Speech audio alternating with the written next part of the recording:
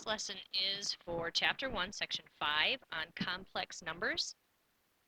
So if everybody would please get their book onto that section, we will get started here. The section begins on page 114.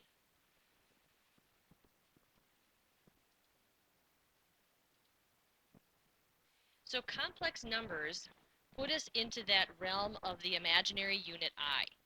So if you remember from Algebra 2, I is equal to the square root of a negative 1. Therefore, if we were to square I, we would get negative 1.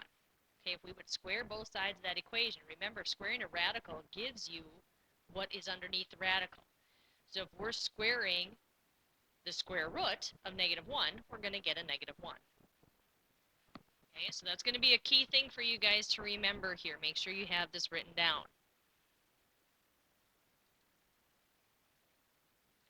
Complex numbers come generally written in standard form. Please, when you are stating an answer with a complex number as part of it, with the imaginary I in it, put it in this form, where it is A plus BI. Now, A and B are just going to be numbers. A is technically called the real part of the expression. Like I said, it's going to be a number. And B is called the imaginary part, but it's also going to be a number. I would say it's going to take on a similar role as a coefficient of a variable. Right? A and B, therefore, they're going to be numbers, and the term with the I in it is the second part of the expression. Okay? A plus BI. Complex numbers can be added and subtracted by combining like things. So, in essence, we're going to treat them very much like we would treat variables. If you have like things, they can be added and subtracted. So take a look at this problem that I have here. In this problem, it's an addition. So we are going to be adding 7 and 5. They are like terms. We will also be adding 3i to negative 4i, so we get negative 1i. Notice that in writing this, a would have been 12 and b would have been negative 1.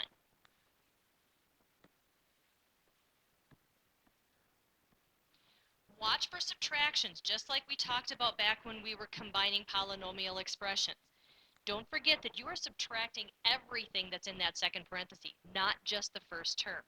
So it may not be a bad idea to do some rewriting.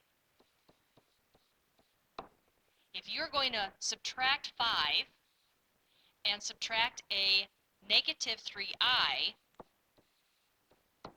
it actually will end up looking like this, correct? Now we have our like things. We don't have to worry about losing or missing any of our negative signs, so go ahead and combine like terms. 3 and negative 5 go together to make negative 2. 4i and positive 3i go together to make positive 7i. Again, make sure your answer is in standard form. Combine your constants first, then combine your imaginary parts and write them in that order. You can also multiply complex numbers, but keep in mind what we talked about on that first slide, that when you take I times I squared is actually negative 1. So take a look at these two binomial parts that we have here. You FOIL them like you always do. So 2 times 3 is 6.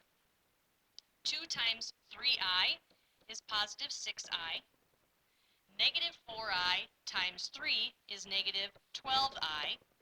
And negative 4i times positive 3i is negative 12i squared. Now, the regular I terms can be combined.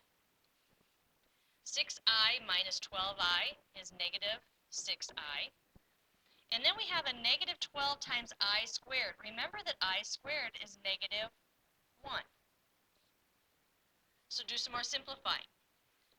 6 minus 6i, negative 12 times that negative 1 is positive 12. Combine your constants. 6 and 12 make 18. Minus 6i comes second.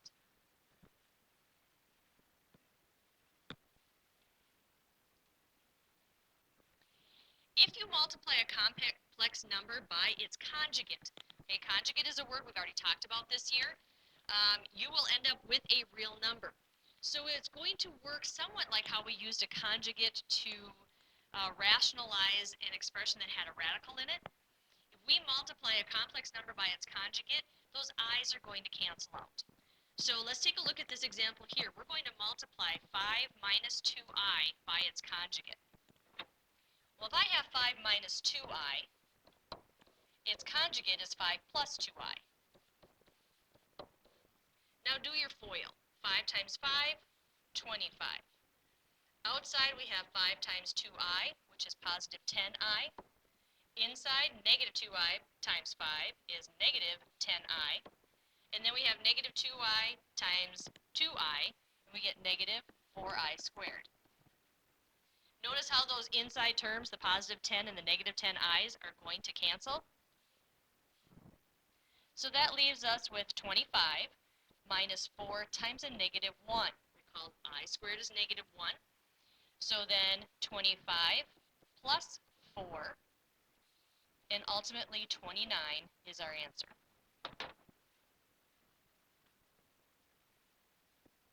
The need to multiply a complex number by its conjugate is going to arise when a complex number appears in the denominator of fraction. You cannot leave it there. So in this next example, notice this fraction has 2 minus I in its denominator. So what we want to do is clear that out and end up writing our simplified answer in standard form. So if we have 2 minus I in our denominator, its conjugate is 2 plus I. What you do to the bottom of a fraction, you must do to the top. So on top there, you still have to FOIL. You have 2 plus I times another 2 plus I. So we're going to get 4 plus 2i plus 2i plus I squared. On the bottom, we're going to get 2 times 2, then positive 2 times I, then minus 2 times I, and negative I squared. Start combining and simplifying. On top, the 2i and 2i can go together and make 4i, and the I squared, of course, is negative 1.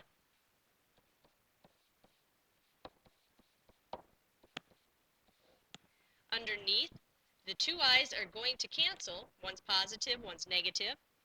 And then the I squared makes negative 1. Now notice there's a negative sign out in front of the I squared. So you have minus that negative 1. On top, there's just a little bit to do to get that in standard form. Combine the 4 and the negative 1. And on the bottom, 4 minus a minus 1 is 5.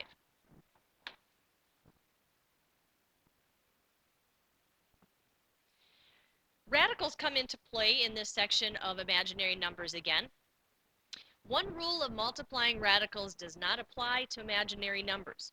Okay, we've talked before how you can multiply together two radical numbers, but if you end up with two negative roots, the rule of a negative times another negative being positive does not apply. All right, so this is a real important rule for you to make note of because it's going to come up in some of your example problems. Okay, you have to factor out the I. You're going to factor out the square root of negative 1 before you do those problems. So our next slide has us doing one of them. So I typed this one completely out. So the problem in the book, it was one of the, I think it was one of the checkup problems, had negative root of negative 14 times root of negative 2. That does not equal the root of positive 28. So to do the solution in the correct way, we need to factor out the square root of negative 1. Okay, so we factor out the negative 1. Okay, so in essence, I'm going to add something in here actually. What I did was I broke this into the square root of 14 times the square root of negative 1, and this one into the square root of 2 times the square root of negative 1. And we learned in the very beginning of this lesson, the square root of negative 1 is I. So that's where that is coming from now on my line. So root 14 times I and root 2 times I. Now we can combine our roots. Root 14 times root 2 is root 28. And of course, I times I is I squared. Okay, now 28, we need to simplify that a little further. It's not a perfect root. It can't be flat out solved, but it does have a factor that's a perfect root. So I break 28 into root 4 times root 7, and that I squared is still hanging out back there. Start solving what you can. Square root of 4 is 2. I squared is negative 1. Then go ahead and multiply those plain numbers together. Negative 1 times 2 is negative 2. So negative 2 root 7 is ultimately our answer.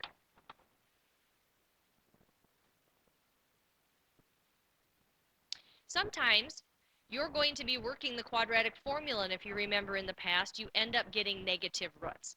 So here's an example of a quadratic formula where you could end up with imaginary roots. So let's take a look and put this through our quadratic formula. So remember, we've got x is equal to negative b plus or minus the square root of b squared minus 4ac all over 2a. In this particular quadratic, a is equal to 8, b is equal to 14, and c is 9. So plugging them in, negative b will be negative 14, b squared is 196, 14 times 14, minus 4 times a times c, all over 2 times a.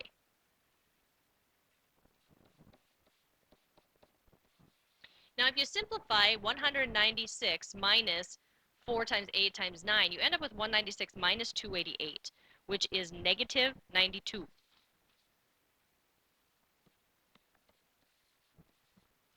And of course we have 16 underneath here.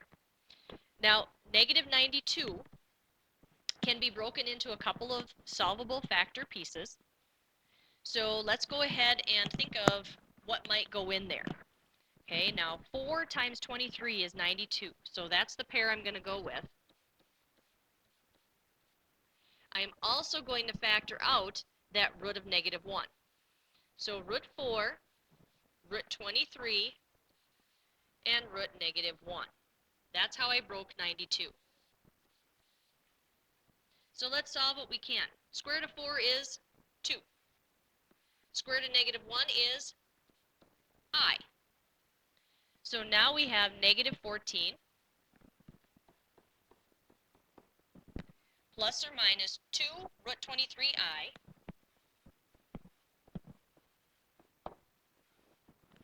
all over 16. Take a look at your regular numbers in this problem. Do you notice that both pieces of your numerator can have a 2 factored out? So that means we are going to be able to cancel a 2 out of our numbers in this problem.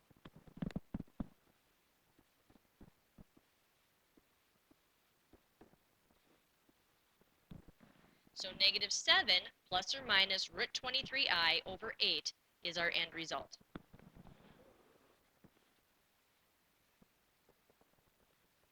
So our assignment for section 5, if you flip back to page 119,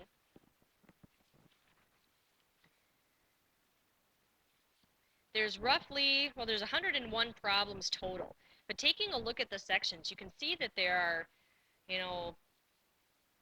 in most cases, upwards of 8 to even 20-some problems per section. I would like you to do at least 3 from each section. Okay, if you do 3 of them and you have them right, I'm feeling pretty good about you being able to do these. Work the odd ones because then you can check. Even ones you can check with the solution book back in my classroom. But let's get comfortable with this complex number thing. Hopefully you recognize most of that from last year. All right, we will see you in class tomorrow.